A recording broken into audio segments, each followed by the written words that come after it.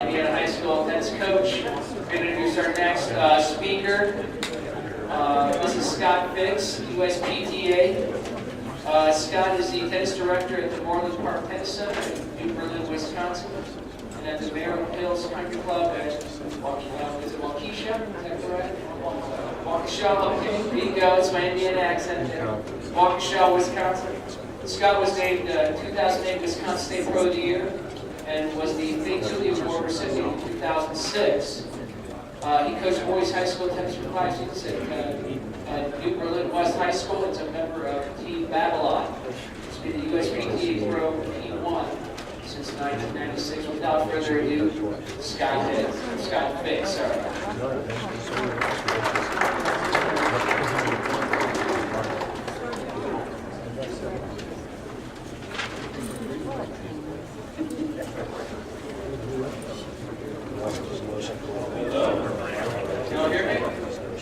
Yeah. Sing a little bit if you want. Is that good? All right, everybody, we're going to go ahead and get started. That was advised by a lot of people to start. Not waste a lot of time. So we're going to do that. My name's Scott. The only thing I really want to cover is these guys next to me.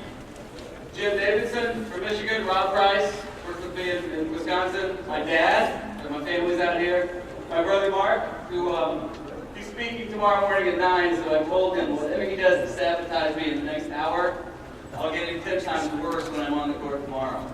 So I'm hoping I can make it through without getting some damage here. Basically, we're going to run through a whole bunch of things that I do at my club. Basically, I've either made up or I've stolen from a lot of different pros to teach control. My club, we have an issue with our best shooters and adults. All they want to do is hit the ball at a bazillion miles an hour, hit it to the back wall, and they think they're pretty cool. So we go through a series of steps and try to teach them a little bit of feel. A little background for me is I grew up in a little subdivision called Four Lakes. We hit against the backboard all the time. That's how I learned how to play that way. We play a little game called driveway tennis. Raise your hand if you're a former driveway tennis champion. We do have an official one right here on ours, the Tamer. He's got the trophy or somebody has it. We learned, set up chairs, there was fire involved, usually beer cans. Play against the house, we play over the trees, play against the cars coming, oncoming traffic, and learned how to control our rackets. I think we broke one window. And that's how I sort of learned to play. Lastly, there are two people in this room who taught me how to play and how to teach, and that is this guy right here, and I believe Mike O'Connell is in here. So I'm going to put the blame on them if I don't do a very good job today, because they taught me all this stuff. So if you don't like it, go see those two at the end. They'll take care of it. I brought some beer. You guys ready? There's one thing we do with our adults. We don't do this with our 21 and unders, but all we do is play catch. So these guys are going to play catch. Mark, Rob, Dad, you want to toss some beer with Jim? I started a group of adults like this, so they thought I was crazy. I had 16 adults, and I made them a deal. If they bear with me, they could drink beer at the end. And I live in Wisconsin. Pretty easy sell. If you'll watch, we do this because if you watch their hands, every time they catch it, they give a little bit. They have soft hands. Now my brother Mark knows how to do this wrong. See that? Straight hands. Pretty tough in there, right? So each one of these we're going to see, don't hit me. Like a circus, Frogger. And every time they catch, they're giving just a little bit. So we also do water balloons. I'm hoping one of these breaks on some of my buddies out here. All right, train me. We do this, indoors, outdoors. Haven't had a lot of problem with breaking them. Same thing. You'll watch, they give a little bit. It's soft hands. If you watch again, my brother Mark, who probably isn't famous for his volleys. See, I did it wrong. Reach out and grab it. That's what a lot of our kids do. They'll step out and they'll pop everything. They don't have any of that feel. All right, I'm going again. Don't hit me. Come on, Dad. Put it over me. All right, we also do footballs. Anybody here a Colts fan? That's all I get for the Colts. I'm disappointed, Indiana. Well, I grew up in Vincennes. I'm a Colts fan. I hate the Patriots and I hate the Jets. I live in Wisconsin, so I'm slowly becoming a Packer fan, but it's Colts first. We play a lot of football in my groups. Practice the serve, just hand-eye coordination. Same thing if you watch. A little bit of give every single time. My recommendation is if you don't have a bucket full of Nerf footballs in your club, get one. There's so many things you can do, not just for this, but footwork drills. And the kids kind of dig it, especially around right now with the Packers in the Super Bowl. They want to play football every day. If you watch, it's the same thing every time. We're going to give these four one final challenge. And I'm hopeful my brother breaks one of these. We use eggs. And I don't know how to demonstrate it. These are not hard-boiled eggs. I'll demonstrate it for you. Some of you may have been at a carnival, a fair, done an egg toss. They're going to throw them. What are you guys doing? Slightly nervous about this portion. But if you watch, even better now, a lot of give with the hands. We use this again to start with drop shots and angles. And we also don't teach we're not teaching a drop shot. We're teaching a skill set. Yeah, I got it in there. Right? A little bit of everything, some angles, that kind of stuff. So we start with this, and you all can find anything you want. We even use, I've got a little girl at home, Molly. She's about almost 2 years old. One girl said it's like throwing a baby. I didn't bring it up. She said she's got a little sister, and they toss her around a little bit and play with her. And I asked her, did you ever reach out and said, you got a broken one? Nice. There's all kinds of things you all can think of. Some of this I made up, some of it I've seen before. All right, grab your racket. The next step I'm going to do, we use a lot of these. And my brother Mark can probably tell you I've been anti-quick start for a long time. I have changed. I guess I've come over to the light or the dark side. I'm not sure which one. We use these for everybody. This is all adults, kids, best players. They're going to scoot up and right there. We're going to get the first one we do is get really close and we volley. Ready? Scoot it up. The trick here is to stay close to your partner. What we found when I do this is that it's really easy if you let them start far away. But make them control those rackets and preach hitting up for these shots. Because they think drop shots have to go low. So you're going to get real close. Jen, you want to take my place? And they're just going to tap it over closer. Like these two, they're cheating. It's a lot tougher when you make them do it from this close together. Use foam balls so you don't smack people in the head, unless you got kids you don't like. I want to stress to you, I've done this with 70-year-old 2-5 ladies, and I've done it with 17-year-old high school state champions. Teach them how to drop feet a little bit. All right, now we're going to back them up a little bit. Just keep it.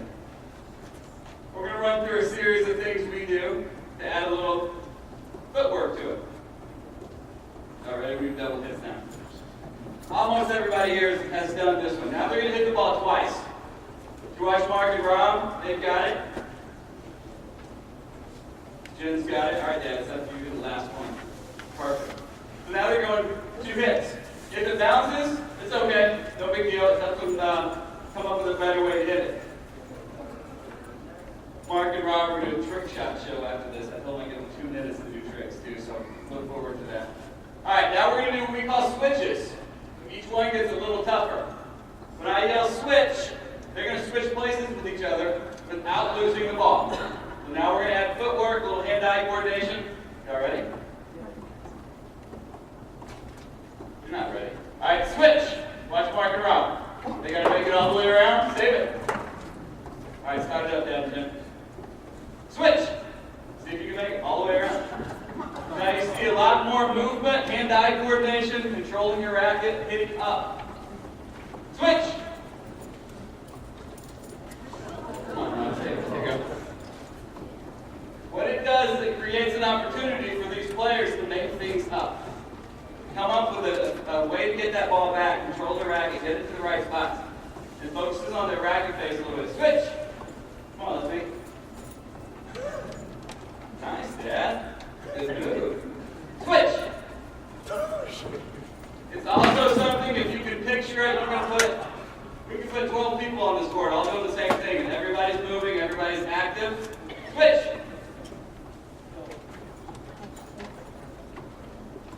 All right, guys, stay where you're at, just keep volleying. Now we're going to add a second ball.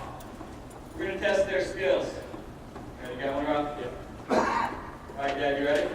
going to start a second one after you hit this. Go. Second ball. Now they're not switching anymore. They're just going to try to control two. And I would guess most people here have done this. All right, they got it. So now we're going to do the switch again. Switch! If you keep two going, come on. Oh. There you go. Try it again. Two balls. Sorry. All right, put it in there, Dad.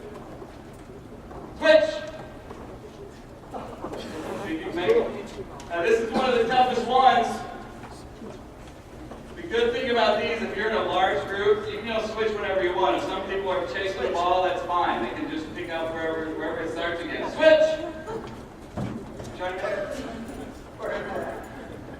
Again, we're adding a little bit of footwork. Now we're going to do spins. Two balls, when I say spin, all four players have to spin around in a circle. So they're going to turn here, turn around, and find the ball. All right, keep going.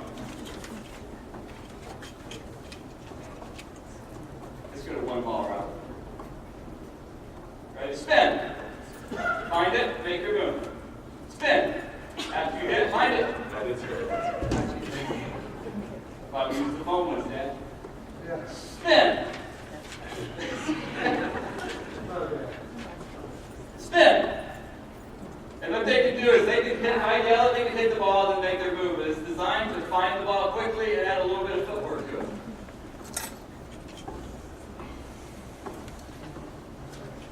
All right, Mark, right on that line. Mark, come on up here. This one, again, it's an easy one. All they're going to do is they're going to go from about this far apart, and they're going to volley, keep that ball going all the way to the baseline and come back. Now their footwork should be good. They should be moving. Dad, Jenny, would you jump in here? But again, we're adding footwork, and they're having to transfer forehands and backhands, a little bit of everything. Go, Dad. Jenny, you can go. I'll stop them. All right, guys, you're done. Don't let them take you start back at the beginning. Pretty easy, right? Now we're going to do switches. Then got to keep this movement. Got to switch. And keep going. Yeah, keep moving this way. Switch. That's fine. All right, we'll start again. All these again are made up. I've stolen from probably several people in this building. Next one is a good one. Go with me, Robert. This one I think is a little tougher with your feet. Stay right there. Now we're going forward and backwards. So he's got to go towards me, and I've got to learn to back up and control my racket. And you can pick certain points to go to. And then when I say switch, we go the other way. So he's quickly now, he's backing up. You're always moving. Proper, good. That's a great one to do. Any direction you all want to go to will work. Okay? All right, now make me a circle. Square.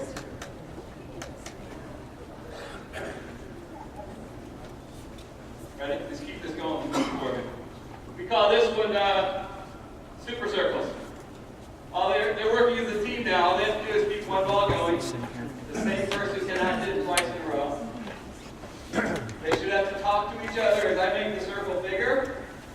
All right, guys, everybody back up a step. Who's that, Dan? As the circle gets bigger, you'll hear them have to talk a little bit, move their feet, control the racket. Who did it? Who did? Also, all of these, we use the foam balls mainly for safety, so I don't get some kid who decides to be muscle man and pop one.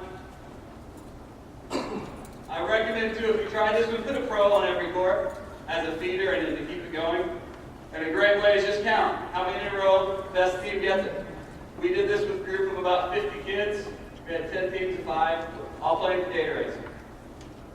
Who's going to win the Gatorade? All right, now we're going to add the switch element to it. So when I say switch, all 4 of them have to go to a new place. Doesn't matter where, but they've got to go somewhere new. All ready? Switch! Go somewhere else. Good. Now they're all interacting. We got footwork. Switch! Go somewhere. Come on, keep it going. Who's it?